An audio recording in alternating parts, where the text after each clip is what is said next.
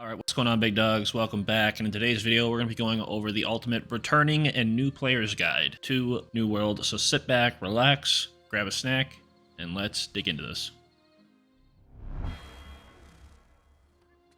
Alrighty guys, so to get started off here, we're going to open up our map, and as we all know, you kind of are going to get forced to start in one of these beginner level areas here, right?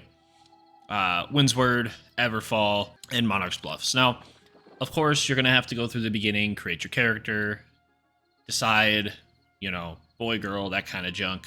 And then, once you're done doing that, it's going to send you to one of the beachfronts. After you do your little cutscene and things like that, you're going to do a quick little rundown, how to open your inventory, basic things like that. And then you're going to get sent to one of the main cities or main hubs, you could say, city towns, whatever you want to call them. And the first thing that you're going to want to do once you get to these towns is open up your map, and you want to look for quests that look like either this right here, which you'll see is a main story quest, or if you look over here, it's a skill progression quest. Now, I recommend doing these skill progression quests first. Why?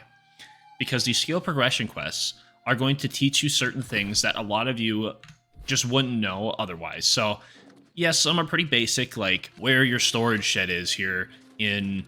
we're in Monarch's Bluffs right now, so it'll be like, go open your storage shed and place something in there, or go to the trading post and browse around in it for a little bit. Buy a weapon. It'll teach you where to go for if you want to be a crafter, or if you want to be some type of cook or anything like that. It's going to teach you where all of these little things are in the town that you start out in, and it's just going to give you a basic rundown, as I like to say, a solid foundation for how the game works. So it's also, these quests are going to send you on quests to, work on your trade skills here and make sure that you kind of understand how the game works. You understand how the trade skills works, what makes them valuable, what doesn't. And it honestly also gives you a grasp of, hey, do I want to do this trade skill? Is this something that I'm interested in? Or am I just going to join a faction later and join a guild within that faction, or a company as they're called in this game, and use somebody in that company and pay them to do these other skills for me. So say you are really into leatherworking and woodworking and smelting, but you really don't like jewel crafting or arcana or cooking, right? So you can just pay somebody else to make you the better material stuff, right? Or you can go buy it in the market, that kind of thing. So it kind of gives you just that solid foundation that every new player is going to need. And it honestly, these quests, they didn't used to be in the game, which is why I'm making this video, because a lot of this stuff I'm about to tell you guys was not in the game previously.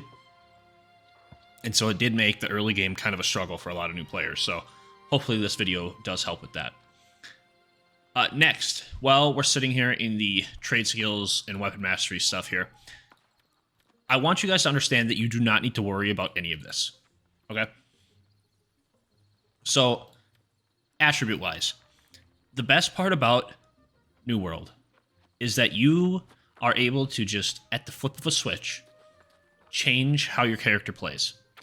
If you're somebody who wants to go full tank and do a great axe and a warhammer and just put all your points into strength, you can do that. If you want to do something weird and go bow and musket, or bow and rapier, or bow and spear, which is super popular, and then just crank out your dexterity but then throw on heavy armor instead of light armor, you can do that. There's almost zero unviable builds in this game. The only unviable build I can genuinely think of is if you were to go like sword and warhammer, but then you just threw all your points into intelligence, right? Like, that doesn't make sense. But so long as you at least somewhat place your attribute points even slightly correctly, you're going to be just fine.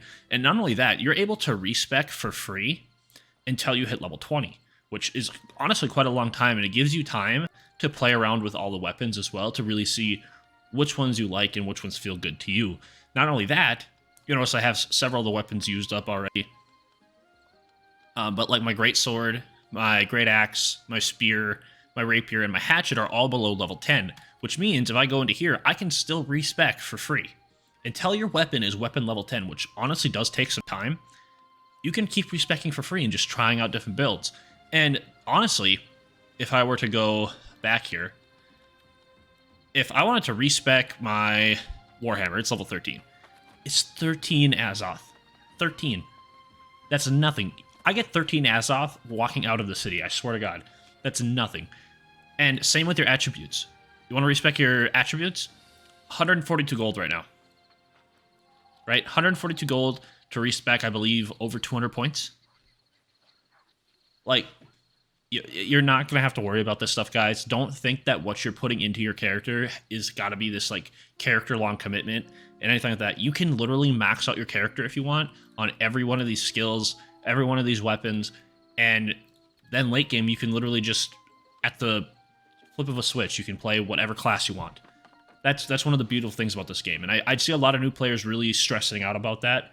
If you go back and watch a lot of my streams, a lot of my videos, you'll notice that one video I'm out there running bow and spear, another one I'm running great axe and rapier, I'm running hatchet and great axe, hatchet and warhammer, sword and shield and hatchet. Now I'm running great sword and shield. Like, I like to switch it up. I like to try new things, and this game allows you to do that. So again, I don't want people worrying about any of these skills, really. The trade skills is another one I want to touch up quick before we move on to the next topic. These used to be extremely, extremely difficult to actually level up. I'm talking 3-4 hours to get to like level 100 on these. Now, I'm not even joking. If I were to start doing my music, music takes a little bit longer because you have to play the full song, and some of them are a little longer than others. Say I wanted to do, okay, let's say I wanted to do mining, right?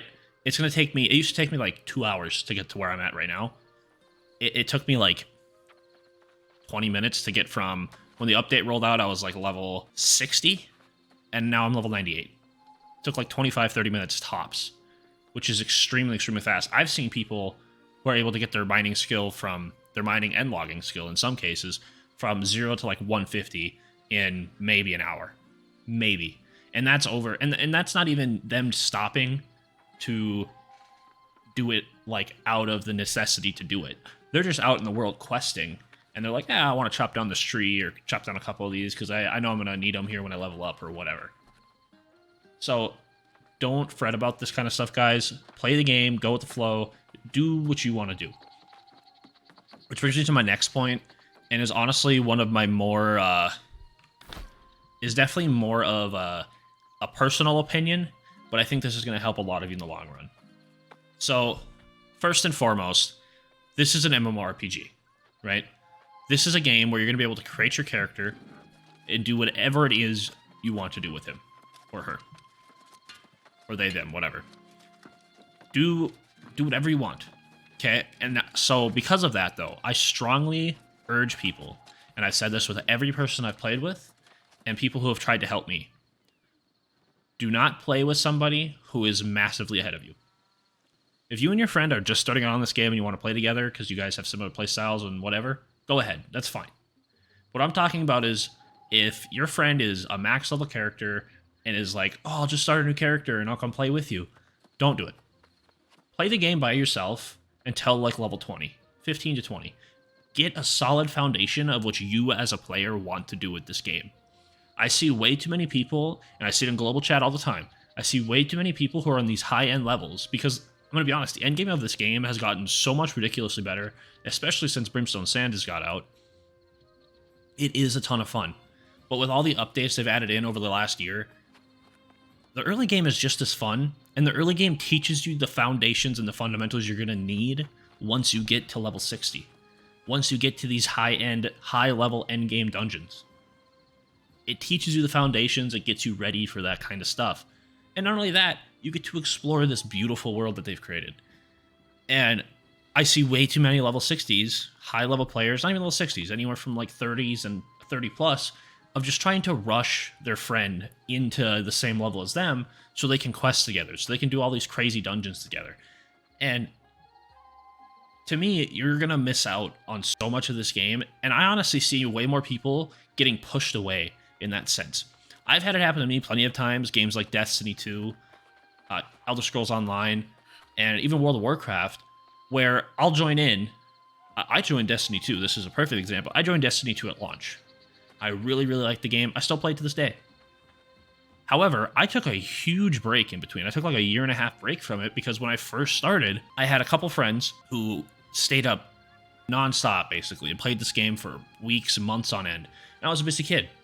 And so I didn't get to play it as much. And when I finally was able to come and play with them again, they were so far ahead of me that I couldn't do anything with them. And if I wanted to, I would just get killed. It's too low level. And some of them wouldn't even let me do it because obviously there's level restrictions and stuff like that in games. So what their thing was is to follow me around and just help me push through these things. And I think I can speak for everyone when I say it's not exactly fun to go into these low level areas, right? Where you're going to struggle, right? You're supposed to struggle because you're fighting a level 5 enemy while you're level 5, right? Where you walk up to them, hit them one time just to get the XP, and then your friends run in there and wipe the whole level. Or if you just have to get to the end of a dungeon to get the XP, they just run in there and do it all for you. I think I speak for 99% of players that would probably agree that's not fun. None of that is fun. It's boring, it's dull, you're not learning anything, you're not getting to figure out combos or figuring out what enemies do. You're just sitting back and watching your high-level friends run around and destroy this dungeon. So that's why I say figure out how you want to play the game before you start bringing in other people, because I guarantee you if you bring in high-level friends, if you bring in high-level people that you just meet in the game, they're going to want to push you into these higher-end levels because that's what's fun to them now, right? They've done all this stuff, but you haven't. You haven't done any of this stuff yet. Enjoy the game, guys. Don't rush yourself through it. I promise you it's way worth just playing through the game right now. They've added so much new content and so much actually immersive features that make you just get lost in the game. So I really do stress that I think you guys should run around, enjoy the new structures, enjoy the new enemies and things like that, and I think you'll genuinely have a lot better experience with the game. All right. Anyways, guys, that's really all I got for you. That last point is one that I just really wanted to touch on. Sorry for the no face cam. My camera has been acting up, so I don't know what's going on. I'm probably going to have to get a new one if I can't figure it out. But if you guys did find this video helpful at all, please leave a comment down below letting me know maybe any other tips you have for new players or any tips you have for me personally. Who knows? But anyways, guys, thank you for your time. Really appreciate it. And yeah, have a good night, guys. I lost my best friend to 23. She left her body in Harvard above me.